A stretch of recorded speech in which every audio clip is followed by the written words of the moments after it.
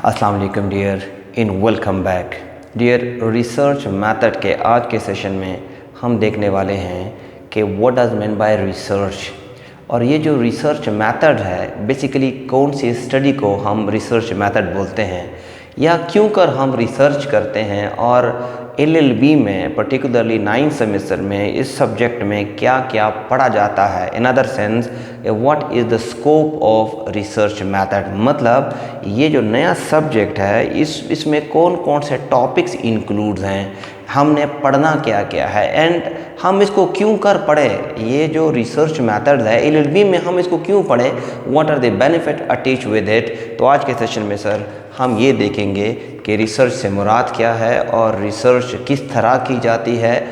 हम बेसिकली इसका इंट्रो देखेंगे कि रिसर्च से क्या मुराद है। सर अगर रिसर्च को देखा जाए, ये जो वर्ड है ना इंट्रोडक्शन, तो research is the combination of two words. एक को हम बोलते हैं व्हाट, रिसर्च, एंड दूसरा जो वर्ड है that is known as method. रिसर्च से क्या मुराद है एंड मेथड से क्या मुराद है, इन दोनों को जब हम समझेंगे तो it will be very easy for us कि हम ये समझ सकें कि रिसर्च मेथड क्या होते हैं। सर ये जो रिसर्च है, रिसर्च इसकी अगर हम एटामोलॉजी में चले जाएं कि ये वर्ड आया कहाँ से है, क्योंकि जब हम किसी भी वर्ड को उसकी रूट वर्ड से जानने की कोशिश करते हैं, मतलब हम ये जानने की कोशिश करते हैं कि ये कहाँ से डिराइव्ड हुआ है, तो हमें इसकी जो मतलब होता है वो हमें समझने में आसानी होती है। एटामोलॉजी यू नो बेटर, उस स्टडी को बोलते हैं कि where you try to find out the root word of that word, मतलब ये वर्ड जिसको आज हम रिसर्च बोलते हैं ये कहाँ से डिराइव्ड हुआ है। सर जिस तरह LLB यानी कि लेगम बैकलोरियस, इसकी एटामोलॉजी में हम लेटन में जाते हैं कि ये लेटन से निकला हुआ वर्ड है या वहाँ से डिराइव्ड हुआ है, तो रिसर्च भी मुख्तलिफ अल्फाज से डिराइव्ड किया गया है। जो सबसे जामे कॉन्सेप्ट है, समझा जाता है कि this is been derived from old French language. French language में एक वर्ड यूज़ होता है रेशेशे। तो एटामोलॉजी देखी जाए तो ये कहाँ से डिराइव्ड हुआ है सर, ये फ्रेंच ओरिएंटेड है, फ्रेंच ओरिएंटेड वर्ड है। वो कौन सा वर्ड है जहाँ से ये निकला हुआ है, ये जहाँ से डिराइव्ड किया हुआ है सर, रीशेशे, यानी कि रीशेशे एक वर्ड है लेटन में, रीशेशे, जिसके बेसिकली दो अल्फाज हैं, number one re and the second one is शेशे, रीशेशे।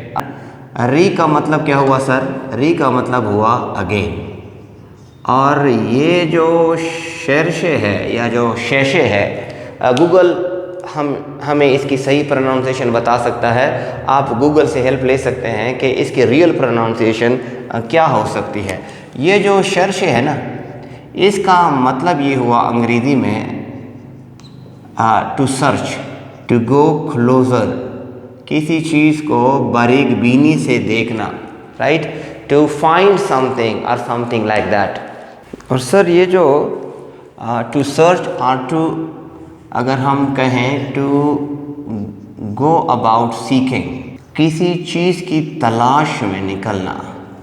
सर अब ये जो रिसर्च है यानी कि रिसर्च है, जिसको आज का मॉडर्न मैन 1500 ऑलमोस्ट 77 के बाद इसको रिसर्च के तौर पे लेता है, तो क्योंकि जो रिसर्च का कॉन्सेप्ट है ये बेसिकली फार्मली जब यूज़ हुआ तो ऑलमोस्ट 1577 में रिसर्च को बाकायदा तौर पर यूज़ किया जाने लगा और रिसर्च कंडक्ट की जाने लगी। ऑल्दो रिलीजियस कॉन्टेक्स्ट में देखा जाए तो जो रिसर्च है, इस्लाम ने 1400 साल पहले इसका ऑर्डर किया कि आप रिसर्च करें। 1400 year before Islam introduce the concept of a research. आप गौर क्यों नहीं करते, और इसमें अकल वालों के लिए निशानियां हैं, और ये दुनिया तुम्हारे लिए मुसख्खर कर दी गई है, और समझ के पढ़ो और समझते क्यों नहीं हो। ये सारी बातें बेसिकली रिसर्च की तरफ ही इशारा है, लेकिन मॉडर्न मैन इसको प्रॉपरली जब एडॉप्ट करता है तो ऑलमोस्ट 1500 की बात होती है। सर अब ये जो रिसर्च है, मतलब अगेन, टू सर्च अगेन। तो ये कब मैं किसी चीज़ को दोबारा सर्च करूँगा कि जब कोई इशू हो, कोई प्रॉब्लम हो, कोई किसी सवाल का जवाब ढूंढना हो, या कोई हकीकत जो है उसको मैप पे लाना हो, कोई चीज़ डिस्कवर करनी हो, कोई इंक्वायरी करनी हो, या कोई डाटा कलेक्ट करके कोई रिज़ल्ट निकालना हो। तो ऐसे आई मीन टू से स्ट्रगल को रिसर्च कहा गया।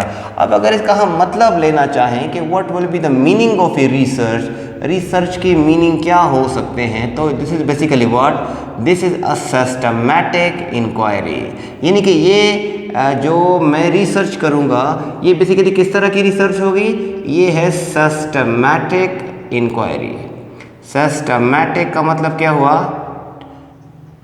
Step by step, systematic inquiry, systematic investigation.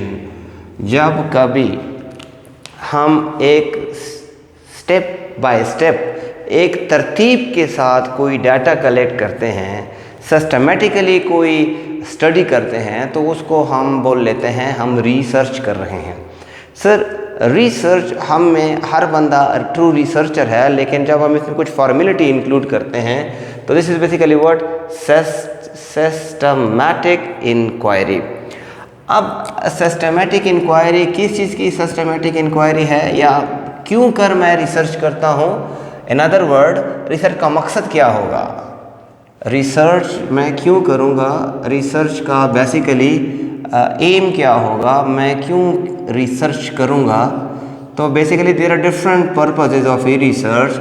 जब कोई क्वेश्चन का आंसर करना है, to answer any question, to address any issue, कोई इशू है, कोई प्रॉब्लम है, कोई फिनोमेना है, समझ में नहीं है कि ऐसा क्यों है, वो क्यों का जो आंसर है वो जब मैं डिस्कवर करने की कोशिश करूँगा, उसको ढूंढने की कोशिश करूँगा, तो मैं कहता हूँ कि मैं रिसर्च कर रहा हूँ। कोई क्वेश्चन का आंसर है, कोई इश्यूज़ को एड्रेस करना है, कोई प्रॉब्लम है, या इवन न्यू नॉलेज क्रिएट करना है, न्यू नॉलेज, कोई न्यू नॉलेज क्रिएट करना है, तो हम बोल लेते हैं कि हम रिसर्च कर रहे हैं। बिकॉज रिसर्च जो है ये लॉजिकल स्टडी है।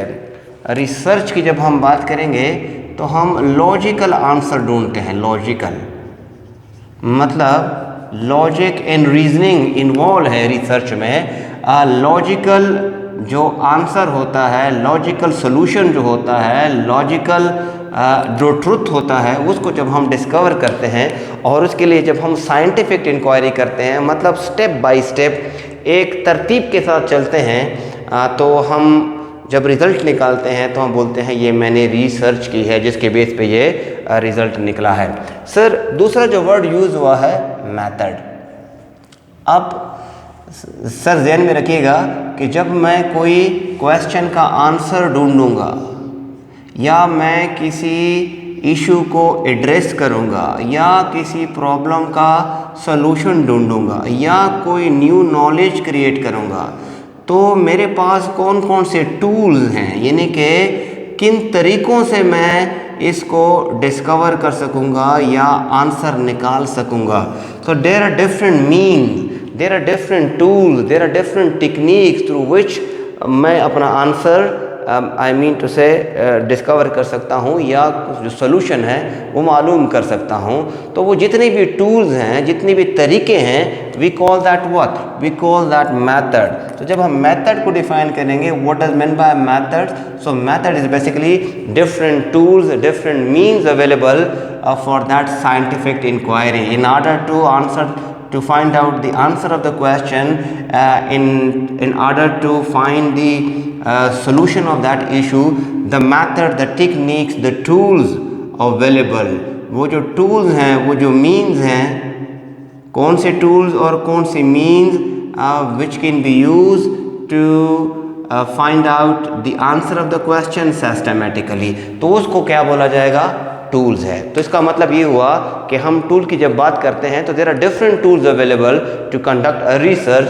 तो हमारा टॉपिक क्या होगा, रिसर्च मेथड्स है, मतलब वो मेथड जिसके ज़रिए रिसर्च की जा सकती है, यानी कि वो टूल्स जो रिसर्च में इस्तेमाल हो सकते हैं। फॉर एग्ज़ाम्पल अगर आपको कोई कहे कि वाइट बोर्ड के ऊपर कुछ लिखें, तो there are different tools available through which you can write something on the board. आप मार्कर से लिख सकते हैं, आप चाक इस्तेमाल कर सकते हैं, आप पेन इस्तेमाल कर सकते हैं for the sake of understanding. These are basically वो डिफरेंट टूल्स जिसके ज़रिए मैं I mean to say board use कर सकता हूँ। So same is the case of research, यानी कि जब ये सिस्टमेटिक इंक्वायरी मैं करूँगा तो कितने तरीके हैं मेरे पास, कितने मोड्स हैं, कितनी मीन्स हैं, कितने टूल्स हैं, कितने टेक्निक्स हैं, कितने अप्रोचेज़ हैं, उन सबको क्या बोला जाता है? मैथड्स। सो सर, जब हम रिसर्च करते हैं तो रिसर्च में जो मेथड हम चूज़ कर लेते हैं वी कॉल दैट मैथडोलॉजी।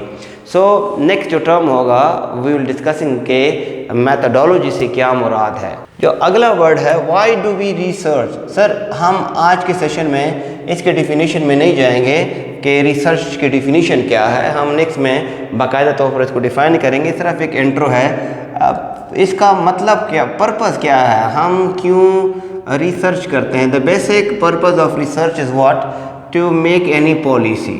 जब हम कोई पॉलिसी बनाना चाहते हैं, जब हम कोई थ्योरी बनाना चाहते हैं या थ्योरी को टेस्ट करना चाहते हैं, चाहे अपनी हो या किसी और की हो, जब हम कोई सॉल्यूशन ढूंढना चाहते हैं किसी मसले का, या जब हम कोई नॉलेज क्रिएट करना चाहते हैं, तो बेसिकली हम क्या करते हैं, हम रिसर्च करते हैं। या जब हम ये जो गैप है नॉलेज में, इसको जब हम फिल आउट करते हैं तो बेसिकली हम रिसर्च करते हैं, हम चीज़ों को एक्सप्लेन करते हैं, एक्सप्लोर करते हैं। तो these are basically what, these are the purposes of a research. Sir, research में जब LLB 9th सेमेस्टर में हम पढ़ते हैं तो हमने पढ़ना क्या क्या है।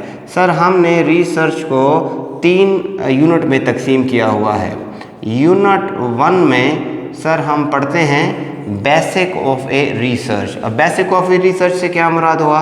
बेसिक ऑफ रिसर्च से मुराद हुआ कि रिसर्च होती क्या है, रिसर्च की डिफिनीशन क्या होगी, कैरेक्टरिस्टिक्स क्या होंगे, और मेथड्स, मैथडोलॉजी से क्या मुराद है, अच्छी रिसर्च के कैरेक्टरिस्टिक क्या हो सकते हैं, रिसर्च एथिक्स कौन से होते हैं, कैरेक्टरिस्टिक्स कौन से होते हैं, एसेट्रा। रिसर्च एथिक्स से क्या मुराद है, and then different types of research कौन से हो सकते हैं। और ये जो रिसर्च है बेसिकली ये कॉन्सेप्चुअल फ्रेमवर्क से क्या मुराद है, कॉन्सेप्चुअल फ्रेमवर्क या थ्योरेटिकल फ्रेमवर्क से क्या मुराद है, एसेट्रा। तो जो बुनियादी बातें होती हैं वो हम यूनिट 1 में पढ़ते हैं। मतलब ये हुआ कि रिसर्च को समझने के लिए हम पहले समझते हैं यूनिट 1 को कि रिसर्च है क्या, रिसर्च किस लिए की जाती है, और कितने किस्म का रिसर्च होता है, और रिसर्च में जो इम्पोर्टेंट टर्मिनोलॉजी यूज़ होती है वो कौन कौन सी है। जो यूनिट 2 है sir, this is basically what, the process of a research. यहाँ पे हम क्या पढ़ेंगे, यहाँ पे हम पढ़ेंगे प्रोसेस ऑफ रिसर्च, मतलब रिसर्च कैसे की जाएगी, जो स्टेप हैं रिसर्च के, रिसर्च कहाँ से स्टार्ट होगा, टॉपिक कैसे आइडेंटिफाई होगा, और किस तरह मामला चलेगा। यहाँ पे हम पढ़ेंगे डेटा को, पढ़ेंगे कि डेटा कितने किस्म का होता है। इसका मतलब ये हुआ हम टूल्स पढ़ेंगे, हम यहाँ पे टेक्निक्स पढ़ेंगे कि what are the techniques to be used in research. And then जो यूनिट 3 है सर, यूनिट 3 बेसिकली यूनिट 3 में 3 यूनिट हमने रखी हुई हैं। ये बेसिकली इसकी हेडिंग क्या होगी यूनिट 3 की, रिसर्च राइटिंग है।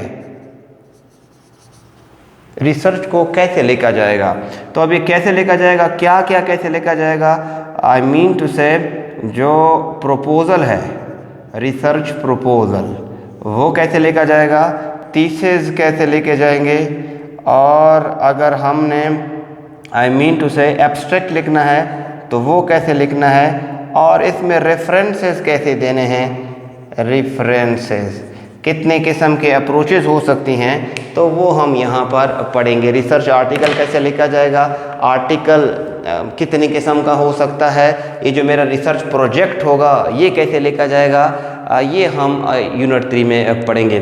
So sir this is something about research method. Research एक सिस्टमेटिक इंक्वायरी को बोलते हैं जब हम किसी मसले का हल ढूंढते हैं या किसी क्वेश्चन का हल ढूंढते हैं, किसी क्वेश्चन का आंसर ढूंढते हैं, या जब हम कोई थ्योरी बनाना चाहते हैं, कोई डॉक्ट्रिन टेस्ट करना चाहते हैं, या कोई चीज़ डायग्नोज करना चाहते हैं, तो कोई चीज़ ऐसा क्यों हो रही है, किसी चीज़ को एक्सप्लोर करते हैं या किसी चीज़ को एक्सप्लेन करते हैं, लोग जुर्म क्यों करते हैं या मर्डर क्यों होते हैं, चोरियाँ क्यों होती हैं, लोग लॉ को क्यों वो वायलेट करते हैं, तो ये सारे के सारे जब हम आंसर ढूंढेंगे सिस्टमेटिकली या साइंटिफिक इंक्वायरी जब हम करेंगे तो बेसिकली हम रिसर्च कर रहे होते हैं। तो इस तरह रिसर्च करने के लिए there are different methods available, different tools are available, जिसको हम मेथड बोलते हैं। हमारा टॉपिक रिसर्च मेथड है, मतलब हम डिफरेंट मेथड्स को देखेंगे, किन किन तरीक़ों से हम अपने क्वेश्चन का आंसर ढूंढ सकते हैं, हम किन किन तरीक़ों से अपनी इश्यूज़ को सॉल्व कर सकते हैं,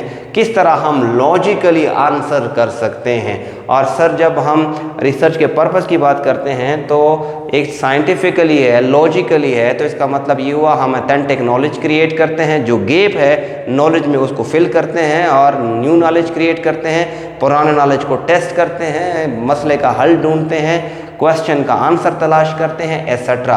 और हम LLB में ये 3 यूनिट पढ़ते हैं बेसिकली, के यूनिट 1 में हम बेसिक और यूनिट 2 में हम process of research, data, tool और टेक्निक, और जो यूनिट 3 है उसमें हम रिसर्च राइटिंग पढ़ते हैं कि प्रपोजल टॉपिक कैसे चूज़ किया जाएगा, प्रपोजल कैसे लिखेंगे, थीसिस रिसर्च प्रोजेक्ट कैसे लिखा जाएगा, एब्स्ट्रैक्ट कैसे लिखा जाएगा, एट्सेट्रा, और रेफरेंसेस कैसे दिए जाएंगे। अब तक इतना ही सर। मज़ीद मालूमात के लिए please read the book the खुदाई पामान।